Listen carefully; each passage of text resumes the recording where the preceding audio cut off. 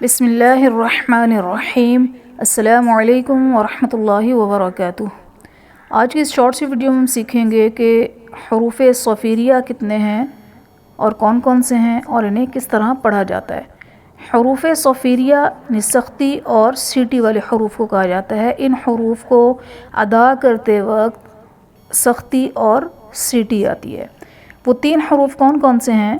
ز، سین اور صاد۔ ز، سین اور صاد، یہ تین حروف ایسے ہیں جن میں سختی اور سیٹی آتی ہے۔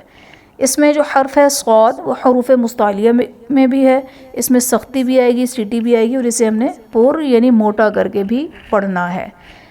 اب ان تین حروف کا مخرج کیا ہے، یعنی منہ کے کون سے حصے سے یہ حروف ادا ہوتے ہیں؟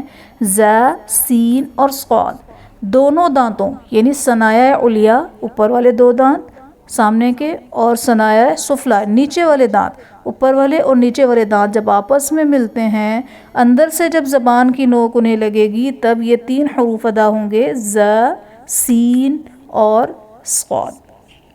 السلام علیکم ورحمۃ اللہ وبرکاتہ۔